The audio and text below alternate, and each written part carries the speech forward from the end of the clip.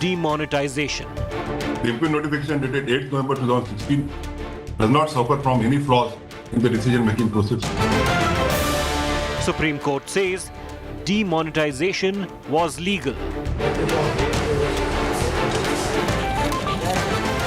Congress calls verdict slap on wrist of government.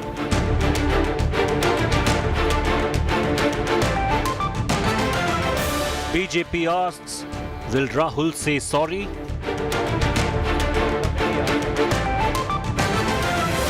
The demonetization debate, big focus on Newstrack. Here's a quick look at the headlines I'm tracking tonight. Home Minister Amit Shah seeks report on the Delhi New Year horror. FIR says 5 accused tried to flee the spot after hitting the 20-year-old girl with their car. The victim was dragged for 12 kilometers.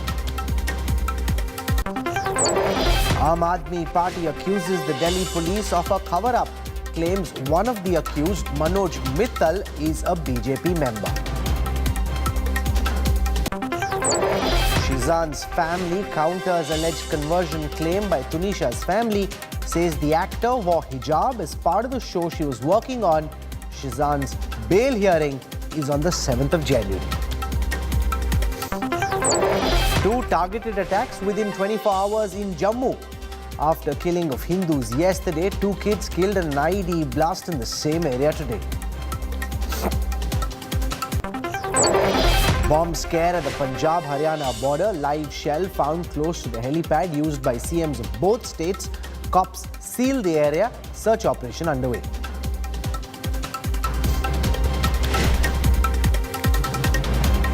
The Supreme Court today validated the 2016 demonetization decision of the Modi government, rejecting all pleas challenging the note ban decision with a 4:1 majority. The top court said the centre had the powers to demonetize all series of banknotes, adding that the decision cannot be said to be unreasonable. The BJP is hailing the verdict. The Congress, though, says this is actually a slap on the wrist of the Modi government. 8 November 2016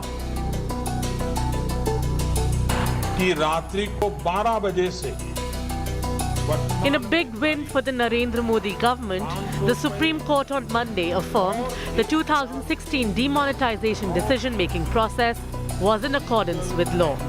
The top court, in a 4:1 majority judgment, said the centre had the power to demonetize any series of banknotes. The MP notification dated 8th November 2016 does not suffer from any flaws in the decision-making process. 4. The MP notification dated 8th November 2016 satisfies the test of proportionality and as such cannot be struck down on the said ground. 5. The period provided for exchange of notes while the MP notification dated 8th November 2016 cannot be said to be unreasonable. The Supreme Court said it's not relevant whether the objective behind the decision was achieved or not. The court said adequate consultation took place between the centre and the Reserve Bank of India before the note ban decision. Justice BV Nagarathna differed from the majority view and gave a dissenting judgment. She argued that demonetization process was not in accordance with the legal process. Therefore, in my considered view, the powers of the central government being vast, the same have to be exercised only through a plenary legislation or a legislative process rather than by an executive act by the issuance of a notification in the Gazette of India. It is necessary that the parliament, which consists of the representatives of the people of this country, discusses the matter and thereafter approves and supports the implementation of the scheme of demonetization. The Supreme Court verdict held that the 52-day window given by the government for the exchange of demonetized notes as reasonable. While the BJP hailed the Supreme Court decision, the Congress argued the SC verdict only discussed the validity of demonetization and not the merits of the decision. Nothing was opined on by the Supreme Court today in its verdicts. Let's be very clear. Demonetization has been upheld by Honorable Supreme Court is totally misleading and brazenly wrong. Majority judgment जिसने सब सही माना उस पर खामोश आप माने या नहीं माने तो आपका अधिकार है. But surely I condemn outright your comment on the minority judgment against the government. This is completely scandalous to say the least. Unfair, improper, condemnable. The Modi government in 2016 demonetized currency notes of 500 and 1,000 rupee denominations, which constituted around 86% of the cash in the banking system. While the decision led to long queues at ATMs and considerable hardship, the public at large backed the move, which was labelled as fight against black money by the BJP. The BJP had gone on to win elections in Uttar Pradesh, held a few months after note ban, with a landslide majority. The Supreme Court has categorically held that it is not relevant as to whether or not the objective is achieved. But what is important is that there is a reasonable nexus between the objective and anything that is sought to be achieved. Even the dissenting judge, Justice BV Nagarathna, has said that there is no doubt about the fact that demonetization as an idea was well-intentioned. What remains to be seen, however, is whether this judgment will finally bring to an end the political squabble over the 2016 controversial decision. With Shrishti Ocha in New Delhi, this is Nalini Sharma for India Today. Has the 4:1 Supreme Court judgment finally settled the political debate on demonetization in favour of the Modi government? To talk about this, I'm joined on this broadcast by Sanju Verma, national spokesperson of the BJP. Anshul Avijit is a spokesperson of the Congress. Subhash Chandra Garg is a well-known former finance secretary, has been involved with a lot of policy making and also with budget making, and has a good sense of the intention with which demonetization was introduced and the end consequence. For a contrarian perspective, I'm joined by Professor Arun Kumar, economist. He is at the Institute of Social Sciences. So I want to go across first and foremost to Subhash Chandra Garg, the former finance secretary. The Supreme Court judgment doesn't talk about the end outcome or objectives, whether they were achieved or not. It talks about how the intention seems to have been good and that there was adequate coordination between the RBI and the Modi government. The BJP using this to suggest that this is a political validation by the Supreme Court of the decision to demonetize. The opposition says cash in circulation today is actually more than it was at the time of demonetization, from about 16.41 trillion rupees in value at the end of 2022, 31.05 trillion rupees of banknotes were in circulation. So how in the world has demonetization been of any use? Has this debate finally been settled, or will it never be settled? See, the Supreme Court has settled the legal question. The demonetization was constitutionally and legally valid. That has been held very clearly, 4-1 majority. It's a very sound majority. So this issue is settled to my mind. I don't think anybody will be able to raise the question about the legality. But the merit of the decision, whether it achieved its objectives or not, will remain an open question. The decision was to sort of eliminate black money, corruption, terrorism, fake currency notes, etc. These were the four major objectives mentioned.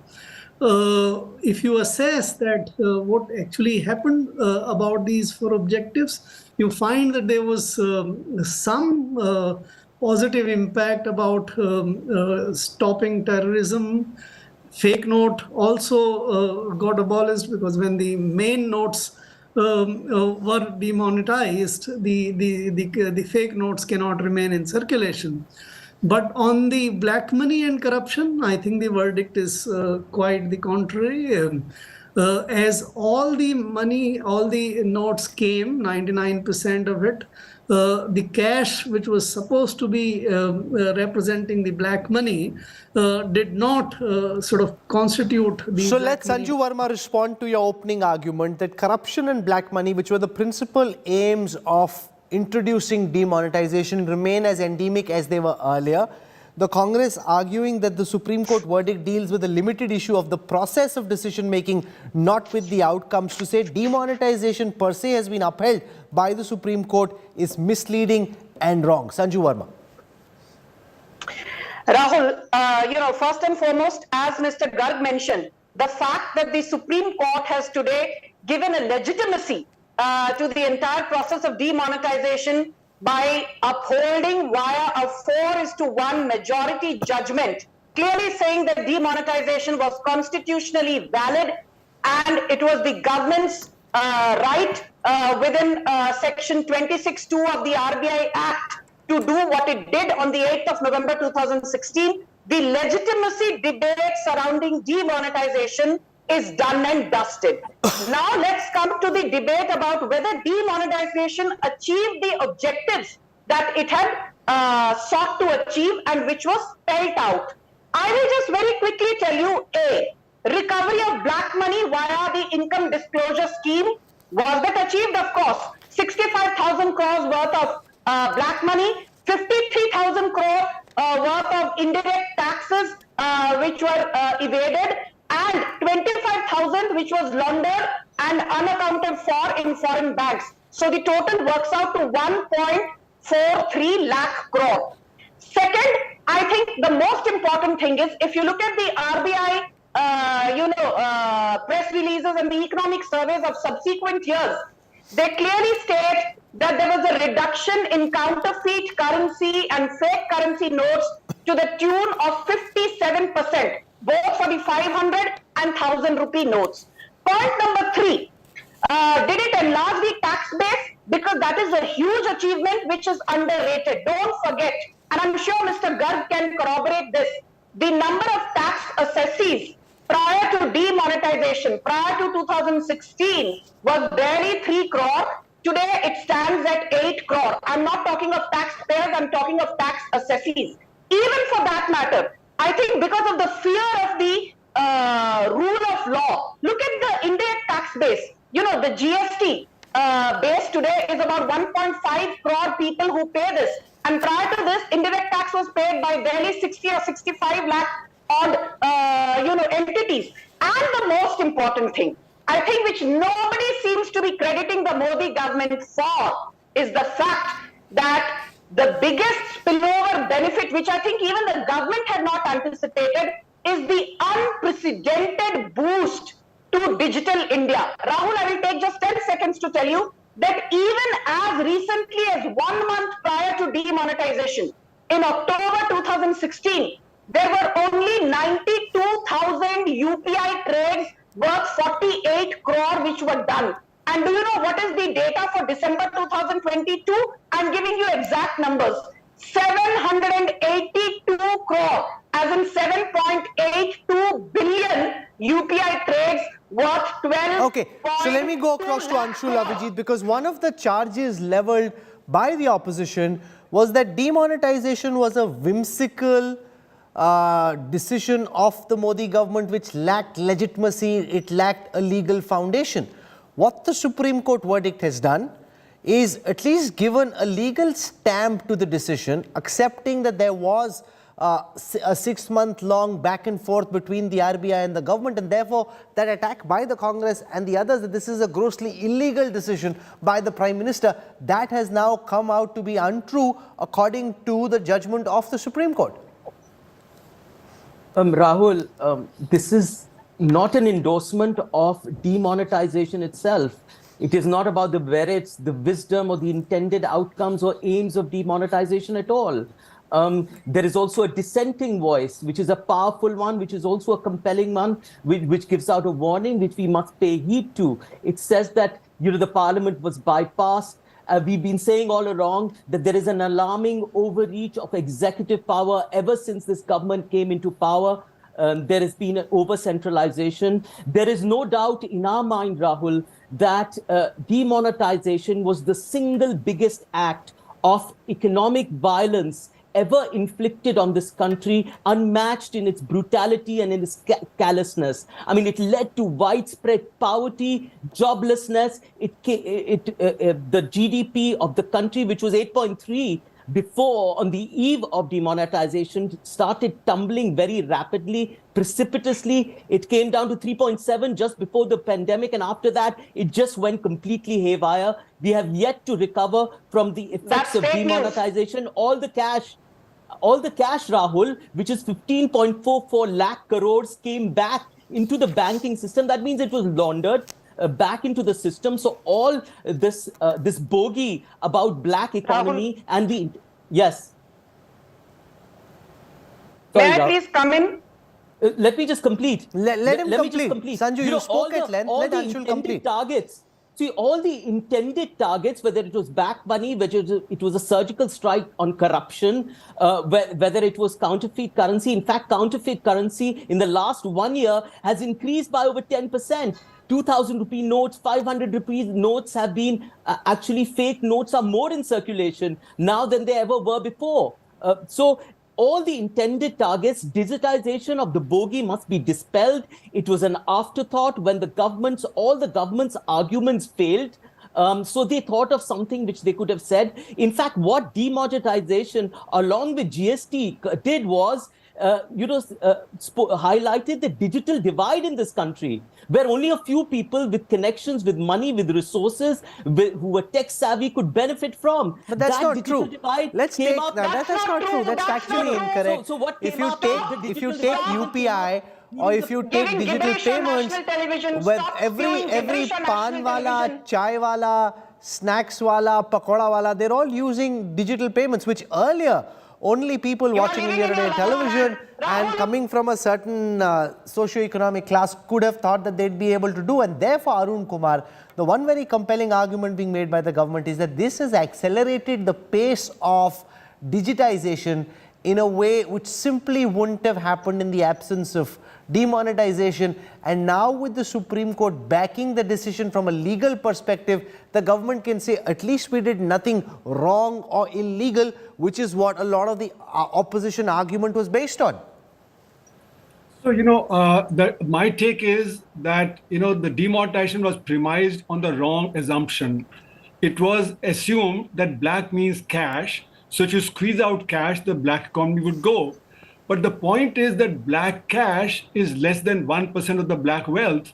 And as we know, 99.3% came back. So we could not even squeeze out that 1% of the black wealth. And black income generation, which is based on under-invoicing and over-invoicing, that continued. Therefore, we neither could squeeze out the black cash, nor could we squeeze out the black income generation. And therefore, the process of black income generation has continued after that. Now, the argument about cash was actually a change in goalpost.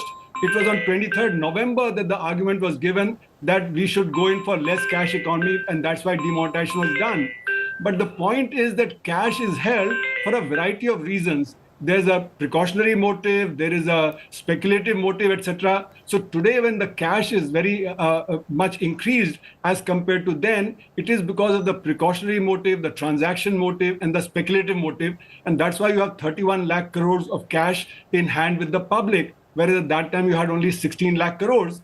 And cash does not imply that corruption will be higher, because Japan has a higher cash to GDP ratio at 18%, whereas our cash GDP ratio then was 12%, and Nigeria has 1.4%. So can we say that Nigeria is more clean than India or Japan? And Sweden also has cash to GDP ratio of 1.4%. So this argument that cash, when it's squeezed out, will reduce corruption is not a correct argument. Let Sanjeev Verma respond to this, that it's not just about whether you did the decision in a legal you took a decision in a legal fashion or not. We have to assess outcomes. The Supreme Court can't do it because it's an executive decision. They can't get into whether your outcome has been achieved or not. But in the public debate, the question is, did demonetization achieve its objective?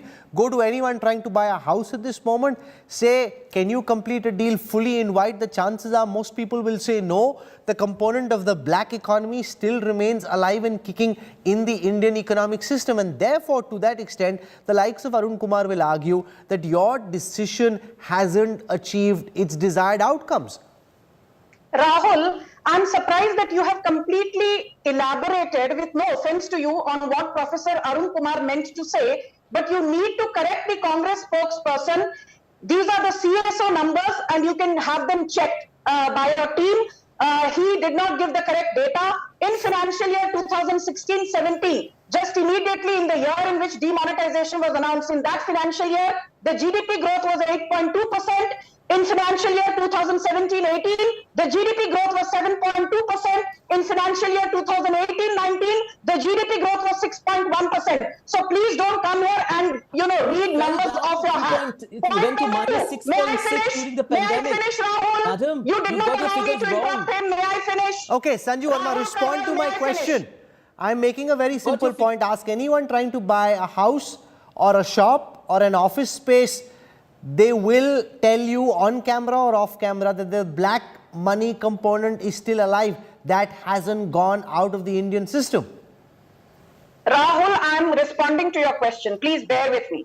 Let's be very clear that, in a country of 1.4 billion people, when you have a disruptive innovation like demonetization, the impact, has it been there in decent magnitude? Of course, yes. Is it sustainable? Yes. Earlier, the black money component, if that is the phrase you want to use, and let me borrow your phrase, that used to be anywhere between 30 to 40%. Most people who buy houses on EMIs do so by taking loans from banks or NBFCs. And let me tell you, when you take a loan to buy a house, when you take a mortgage, there is no black income component, and I say this with full responsibility. But Sanju, anyone who buys a house knows there's a black component and a white component. Of course, on the white component, there is no black money.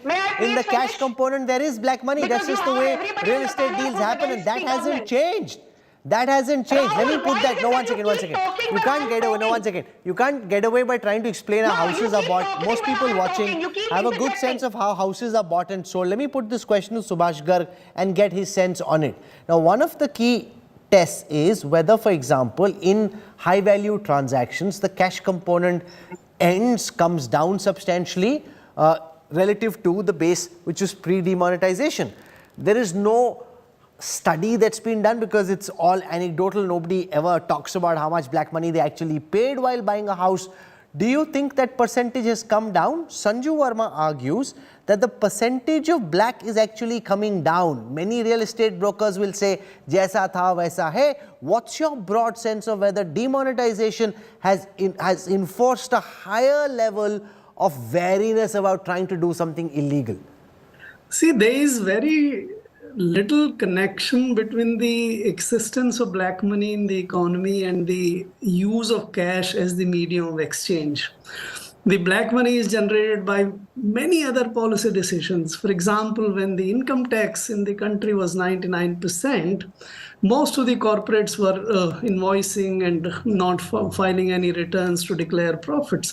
When the rates become reasonable, you find the corporates declaring the profits and all the transactions. Similarly, in the real estate sector also, over the years, the taxation regime, the RERA, and many other things have happened which have made the many of transactions, the loans you mentioned, taking loans. So for that, the incidence of black money use or in the real estate transactions has also come down, especially for the primary and the first purchases. But the secondary purchases still has a lot of black money element. But you make an important point. Let me put that question to Arun Kumar for his counter on this. Subhash Garg makes the argument, and this anecdotally from the experience of those who are buying and selling houses would tend to be true, that when you're buying directly from a builder, builders are now wary, not just because of demonetization, but because of the fact that builders are under greater scrutiny than earlier. Because of a variety of factors, the component of black is coming down. They don't want to get their hands dirty. Net, there is a pivot towards more transparency, a pivot towards more formalized economy in the resale market, secondary sale market. That may not have happened to that extent, but in the primary sale market, the black component is definitely coming down. Professor Kumar, would you agree? That is actually anecdotal data, as you rightly put it. There is no systematic study as to how much it has come down or whether it has come down at all. And as you say, in the secondary market, perhaps it has even gone up in some cases that I have talked to some brokers as compared to earlier. And in the primary market where people, are purchasing partly on the basis of white and partly on the basis of black, we don't have data on that. But the point I'd like to make is that black incomes are not generated in real estate; they're circulated in real estate. Real estate transactions are what are called transfer incomes rather than factor incomes, and transfer incomes are not counted in the GDP. Therefore, it is wrong to say that black incomes are generated; they're transferred. You generate black income somewhere and then you pay it. So therefore, the black income generation process is independent of the real estate black income generation in transactions. But take, for example, GST collection, which seem to be suggesting, once again, Arun Kumar, a healthy positive trend line. Secondly, if you speak to those who are running small establishments, many of them now don't want to do the kind of double accounting that they were earlier, where there's a kacha book and a pakka book. They're just saying, let it just come into the accounts in the way that it is, or at least the amount of secondary bookkeeping that they're doing is actually coming down. They're not as comfortable as they were with maintaining two separate books of accounts, one kacha, one pakka. GST is collected largely from the organized sector. As Arun Jaitley used to point out, that 5% units collect 95% of the tax and 95% collect 5%. So the buoyancy in GST is because of the organized sector doing very well, especially in the last 2 years, because the unorganized sector is going down. And secondly, because of inflation. A high inflation rate of above 10% means that your GST collections will go up. So therefore, basically what the GST is reflecting, what the high corporate tax collection is reflecting, what the high income tax collection is reflecting. Sir, inflation is not 10%. Inflation is not 10%, sir. Inflation is 5.8%. Inflation today is 5.8%. Please do not quote wrong numbers. Inflation is 5.8%. Please correct yourself. Please correct yourself. Inflation is not 10%. Okay. You made an important interjection. Let Arun let Professor Kumar complete. Go on, sir. You don't seem to be interrupting anybody else. I am. You're jumping in when he's speaking. I'm just saying, let him complete. I'm coming back to you in a moment, Sanju Verma. 5.8%. That's correct, which is why I allowed for that interjection, because that's a factual interjection. But let Arun Kumar complete. I'm coming to you in a moment. So the inflation as WPI is what is relevant for the producers, CPI is relevant for the consumers, and therefore the WPI is relevant for the GST collections. That's why I'm referring to GST collection and WPI.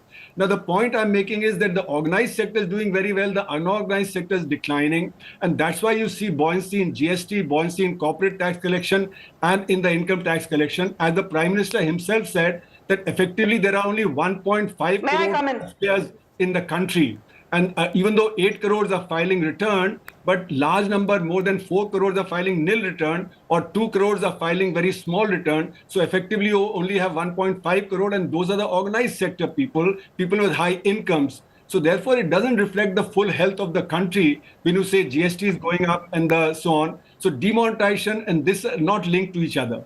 Okay, let Sanju Verma respond to your larger point that demonetization hurt the unorganized sector of the economy, hurt which they still haven't been able to recover fully from. Okay, thank you, Rahul. With no offense to Professor Arun Kumar, let me tell you, sir, that the WPI latest number is 5.85% and the CPI is 5.88%. So, you trying to confuse the audience by saying that you were talking about WPI and CPI. Whatever you want to quote, it is in the region of 5.85 to 5.88, not 10%. So you stand corrected. Point number 2, and very importantly, Rahul, which nobody is talking of, and social media is full of this. Oh, cash with the public is 31 lakh crore, whereas in 2014 it was 17 lakh crore. In 2002 it was barely 3 lakh crore. When the economy expands, every parameter and metric in a growing economy expands. And I want to tell your audience with a small mathematical example. Total money supply, assume, is 10 rupees. Cash with the bank is 6 rupees. And cash with the bank is determined by the SLR, statutory liquidity ratio, cash reserve ratio, and other things. Now, if your cash with the bank mandated by the government, by the RBI, is on the higher side, say 6 rupees out of 10 rupees, the banks have to mandatorily keep a CRR and SLR. Then the cash with the public is only 10 rupees minus 6. that is 4 rupees. But assume that the money supply is 10 rupees, but the cash with the banks is only 3 rupees. Because the Modi government has lowered SLR. SLR 8 years, 9 years back used to be 23-25%. Today SLR is 18%. CRR continues to be 4.5%. And that is where it has been between 3 to 4.5%. Now 10 minus 3. Cash with the banks today mandated by the government assume is 3. 10 minus 3 is how much? 7 rupees. So basically, when banks are mandated to have less cash, then obviously the cash or currency in circulation automatically goes up. This has nothing to do with demonetization. Currency in circulation goes up when the RBI mandates the banks to have Arun Kumar wants to come in and make a quick interjection before I go across to the other guest. Professor Kumar.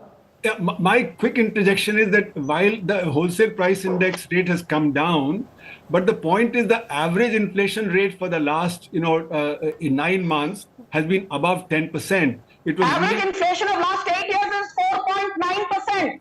Let's talk about average inflation of last 8 years, sir. It is 4.9%.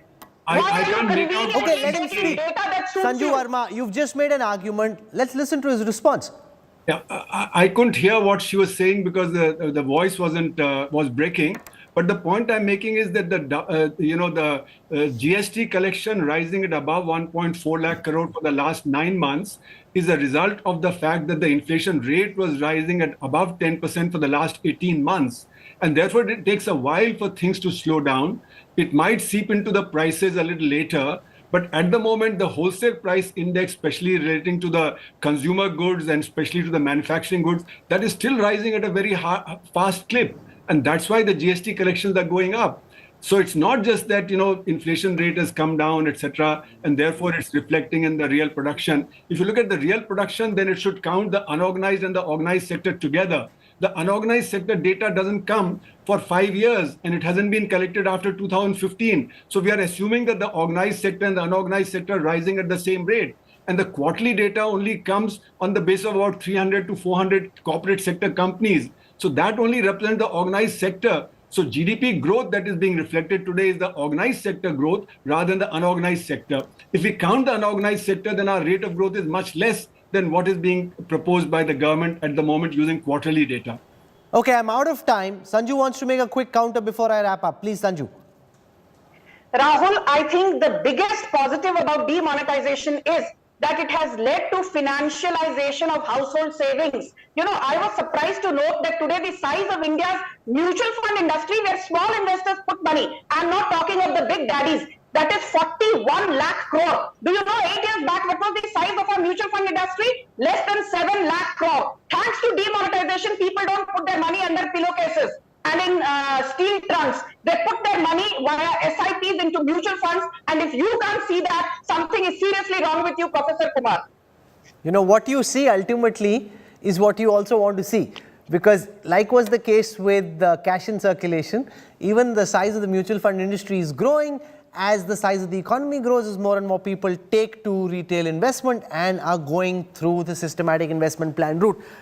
This debate will probably never get settled. Those who, like Sanju Verma and others, want to see the good side of demonetization will find various reasons, including an increase in mutual fund investments and attribute it to demonetization. And those who don't want to see the good sides of demonetization will find reasons to find fault with the data sets that are put out. But what's clear, though, is that the Supreme Court has lent a certain legal legitimacy to the decision-making process and upheld that that wasn't illegal. And as far as outcomes are concerned, it really is about public opinion. It is about what you want to see. It cannot be settled ever in a court of law. So with that, I want to end this first debate of the new year, thanking all our guests. Subhash Chandra Garg, will be seeing a lot of him during the budget month. Anshul Avijit, Sanju Verma, thank you very much for joining us on this broadcast. Arun Kumar as well. We'll slip into a very quick break. When we come back, 20-year-old girl hit by a car, dragged for 12 kilometers and her naked body left on the road.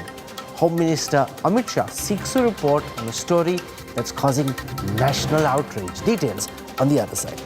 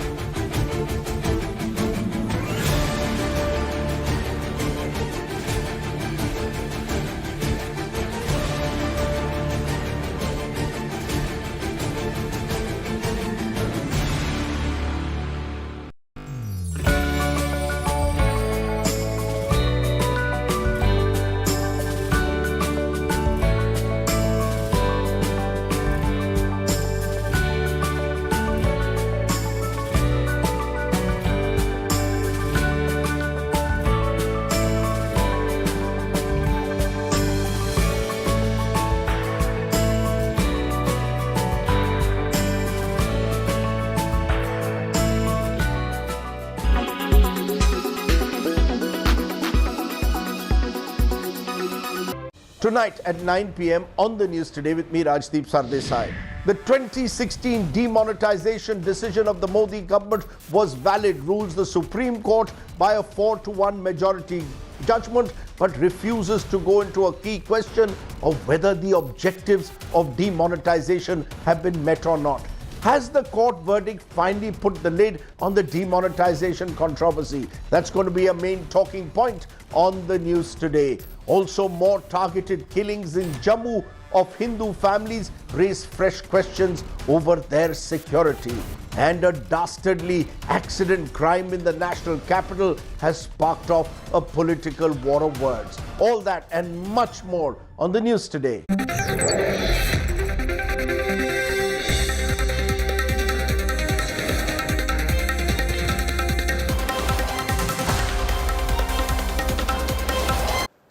You're on board the Newstrack. A 20-year-old girl was hit by a car, dragged for 12 kilometers, and her naked body left on the road on the first day of the new year. The horrific incident has triggered massive outrage as glaring lapses have come to light. Eyewitnesses say their calls to the police were not answered, and the officer inside the nearest PCR van was not in his senses. Home Minister Amit Shah has sought a report on this incident.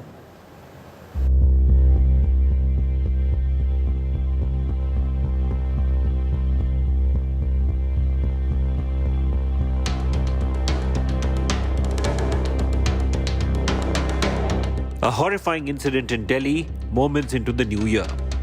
A 20-year-old dying a painful and ghastly death. Anjali, who used to work part-time for weddings and other functions, was returning home on her scooter from one such event. According to cops, Anjali's scooter was hit by a car being driven by 5 New Year revelers. The car dragged Anjali for around 12 kilometers after hitting her. Anjali suffered grievous injuries and all her clothes got torn. She was found naked on the road with injuries which killed her on the spot. So far, the cops have said that no sexual assault took place and it was a killer accident. Cops are probing if the revelers were drunk. हमने postmortem के लिए एक medical board constitute करने की request की है health department GN city को. उनसे अप्रूवल मिलते ही 3 डॉक्टरों की एक टीम पोस्टमार्टम करेगी और हमें अपनी रिपोर्ट सौंपेगी.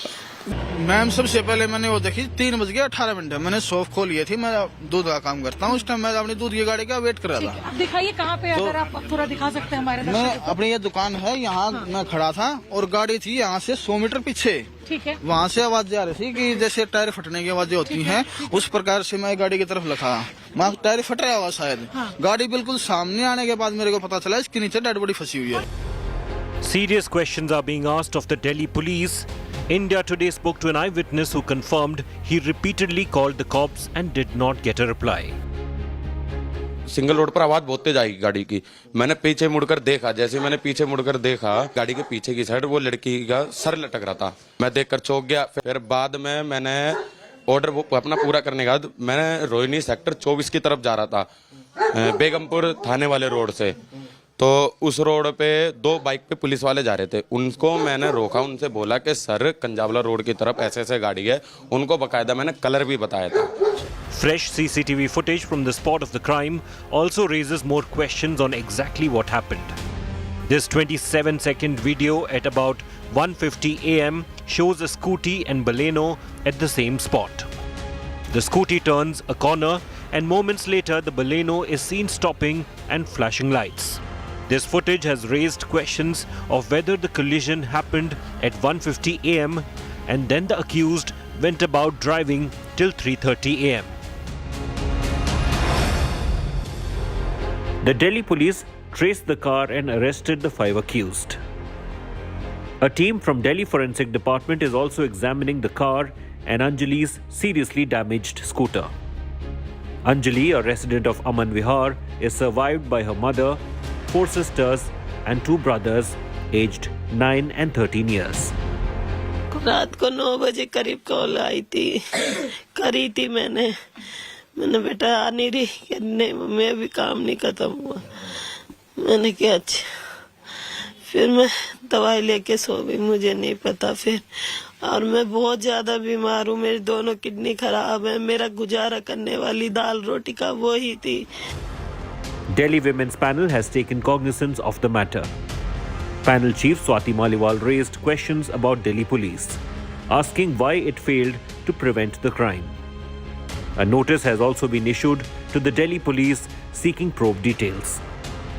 मैं ये जानना चाहती हूँ कि न्यू ईयर्स ईव पर दिल्ली पुलिस की दिल्ली में क्या सुरक्षा व्यवस्था है कि लड़की को इतने किलोमीटर तक घसीट कर लेकर जाया जाता है और कोई चेक पोस्ट नहीं है। वो लोग दारू पी के गाड़ी चला कैसे रहे थे, उनके ऊपर कोई एक्शन नहीं हुआ। Delhi losing a daughter to reckless and dangerous New Year revelry. With Amit Bharadwaj and Shriya Chatterjee from Delhi, Bureau Report, India Today.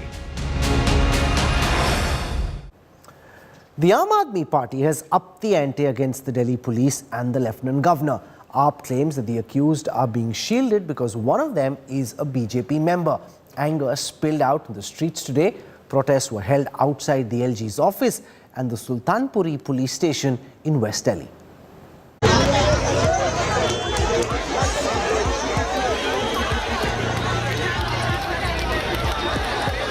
Anger, frustration and shock.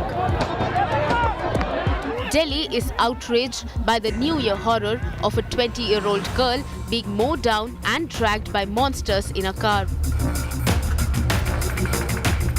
It's led to a war of words over the deteriorating law and order situation in Delhi as Aam Aadmi Party and BJP resorted to an all-too-familiar squabble. Protests rocked the national capital. Outside the Sultanpuri police station, the victim's family hit the streets over the alleged lapses by the Delhi police, and simultaneously, Aam Aadmi Party workers protested outside the LG office. Massive confrontation between the Delhi police and the Aam Aadmi Party workers, MLAs and the councillors. The road in front of the Sultanpuri police station has been blocked by the protesters. They are now sitting on the road. But the BJP is facing fire not just over the law and order mess in Delhi, but over this man, Manoj Mittal. He was one of the 5 men in the car that dragged 20-year-old Anjali and killed her.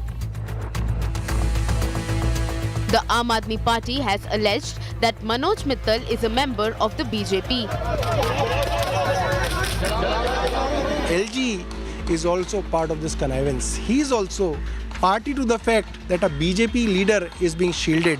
So he cannot take action against the police officers. Mittal's pictures in BJP posters were also promptly removed.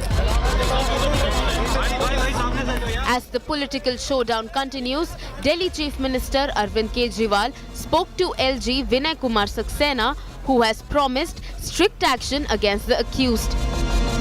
Kejriwal also demanded capital punishment for the accused who killed young Anjali.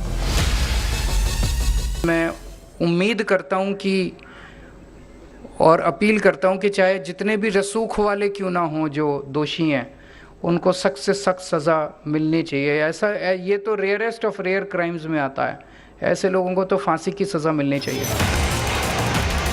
As politics speaks, the fight for the victim's family continues for justice. हमको 6 बजे करीब निकली थी और पता मैं सवेरे चला था, इवेंट का काम करती थी, तो वो रात के तो होते ही है इवेंट, तो मैंने कि सवेरे आई जाएगी। As Aam Aadmi Party and BJP spar over who is responsible for women's safety and law and order in the capital, the reality is that in 2023, nothing has changed for women in Delhi. Bureau Report, India Today. One of the eyewitnesses in the case, Deepak, spoke to India Today. He says the accused kept going round in circles with the girl's body stuck under their car, and that calls to the police kept going unanswered. Deepak is joining us here on India Today. Deepak ji, पहले हमको ये बताइए कि आप कहाँ पे थे और आपने क्या देखा? पजेंट टाइम में मुझे नहीं पता था कि मेरा भाई लाइव चले क्योंकि मैं लाडपुर मेरी शॉप है ये हम रोज मिलते हैं अपने भाई के साथ, बस खुदा ना जैसे उस टाइम मैंने 3:18 पे मैंने अपनी शॉप खोली थी, तभी जैसे गाड़ी आने की आवाज़ आई, उसमें गाड़ी में जैसे टायर फटने की आवाज़ होती है ना, फटने के बाद जो गाड़ी चलती है जो आवाज़ करती है वो आवाज़ मैं महसूस कर रहा था। तकरीबन मेरे से 50 से 100 मीटर पे गाड़ी थी वो। जैसे मैंने गाड़ी की तरफ पूरा फोकस किया था, मैं देख रहा था कि वो अकेली ही गाड़ी आ रही थी उस टाइम। मैंने देखा तो मैं गाड़ी के नीचे बिल्कुल सामने आने के बाद नीचे दिखाई दे रहा है कि उसके नीचे डेड बॉडी फंसी हुई है कोई। यार ये तो बहुत गलत है, डेड बॉडी फंसी, ये कैसे होगा यार। चलो फिर वो शायद सामने सूदी निकल गई। मैंने 3:20 पे फिर अपने 112 नंबर डायल किया, तब जाके मैम ने पूछा क्या बात है। मैम ऐसे है, कोई गाड़ी है, बलेनो गाड़ी है ग्रे कलर में, और उसके नीचे कोई डेड बॉडी फंसी हुई है। या तो उसको पता ही नहीं है अब तक, जिस टाइम तक मैंने पहली बार देखा, या तो उसको पता नहीं है, पता है तो वो चल भी स्लो रहा है बिल्कुल 20 से 25 की स्पीड में, और वो कंजावला से कुतुबगढ़ साइड जा रहा है। मैम तो आप एक बार देखे थे दीपक जी या 2-3 बार? क्योंकि फुटेज में ऐसे यूटर्न लेकर जा रहा था। क्या आपने एक बार देखा था या 2-3 बार ऐसे रूट पे गया था? नहीं मैम, मैंने वो मेरी दुकान के सामने से 4 बार गुजरी है मैम। 4 बार गए थे? मेरी दुकान के सामने से 4 बार गुजरी है वो। पहले हाँ जी, पहले वो कुतुबगढ़ साइड गए, वहाँ से वो तकरीबन 10 मिनट के बाद गाड़ी को यू टर्न करके फिर से मेरी दुकान के सामने से गुजार रहे थे। तभी मैंने उसके बीच जैसे प्रशासन से अपनी बात हो चुकी थी, अपने जो PCR वाले थे वो मेरे से टच में थे, मैंने तभी उनके दोबारा कॉल किया, माँ जनाब गाड़ी तो माँ दोबारा हमारी दुकान के सामने से गुजर रही है, अब कंजावला साइड जा रही है। बोला ठीक है हम पहुंच रहे हैं अभी के अभी। माँ ठीक है जनाब। मैं फिर स्कूटी उठा के थोड़ी हिम्मत जुटा के मैंने उसका पीछा करने की कोशिश की। माँ चलो लोकेशन देंगे, बाकी गाड़ी में 3-4 बंदे मैंने शो कर लिए थे, माँ बंदे बहुत हैं, बाकी माँ चलो जैसे तैसे करके मैं लोकेशन दे सकते हैं, थोड़ी गैप रख लूँगा। फिर यहाँ से मेरी शॉप से तकरीबन 2.5 किलोमीटर के आसपास कंजावला साइड में ही फिर उसने दोबारा यू टर्न लिया है राय सिंह मॉल के सामने से, और फिर भी मैं उससे 50-100 मीटर की दूरी बनाया हुआ था। ये कितने समय के अंदर था दीपक? ये कितने समय के अंदर था? ये मैम बस कंटिन्यू चलता ही रहा, उसने गाड़ी रोकी नहीं है, बिल्कुल भी कहीं भी गाड़ी उसने रोकी नहीं है। 20 से 25 की स्पीड उसकी मैक्सिमम रही है, उससे ज्यादा उसने गाड़ी को भगाया भी नहीं है। गाड़ी बिल्कुल स्ट्रेट चल रही थी और टेढ़ी मेढ़ी भी नहीं चल रही थी। और जैसे पहली बार गाड़ी 3:18 पे आ रही है, आगे से यू टर्न के 3:30 पे आ रही है, और उसके बाद भी फिर तीसरी बार जो गाड़ी आ रही है वो तकरीबन 3:45 से 43-45 के आसपास मेरी दुकान से सामने से तीसरी बार गुजरी है। और तीसरी बार तब वो गुजरी तो मैं उसके पीछे स्कूटी पे था, मैंने अपनी स्कूटी, वो इलेक्ट्रिक बाइक है, मैंने साइड लगाई। मैं भाई इससे तो सर्दी भी है, इसको शक भी होगा तो ये गाड़ी भगा सकता है शायद। मैंने अपनी थोड़ी दूसरी गाड़ी थी, बोलेरो गाड़ी लोडिंग वाली मेरी, मैंने उसमें बैठ के, मैं चलो भाई वो दूसरा भाई था, मैं चलो इसके पीछा करो, मैं इसके नीचे डेड बॉडी फंसी हुई है। A day after Hindu families were hunted and killed in Rajouri, an IED blast took place just meters away from the same attack spot, killing 2 children. There was anger and outrage in Jammu as Hindu families came out demanding more security.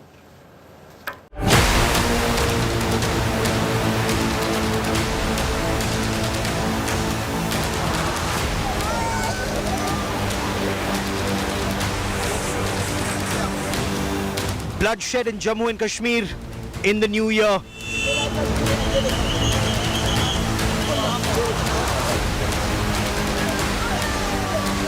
Twin terror attacks in Rajouri in less than 24 hours.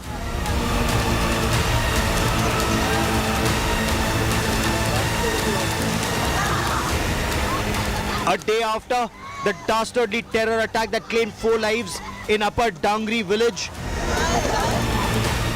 explosions rocked the same area on Monday. At least 2 children are dead and 5 injured in the explosions.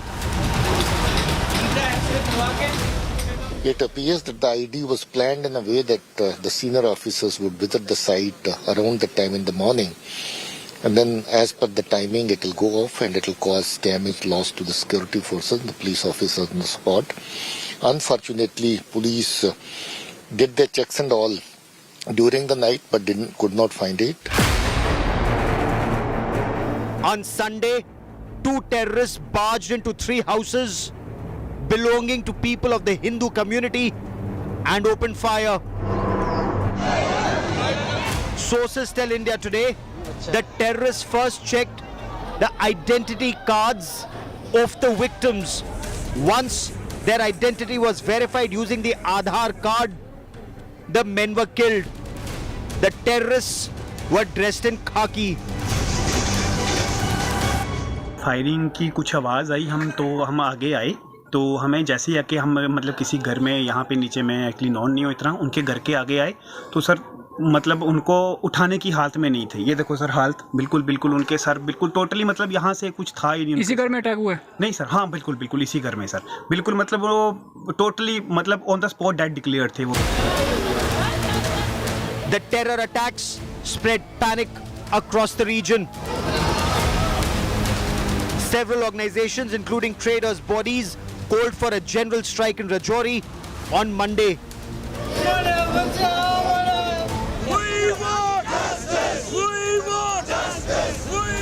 Kashmiri Hindus hit the streets, calling for an end to the targeted killings.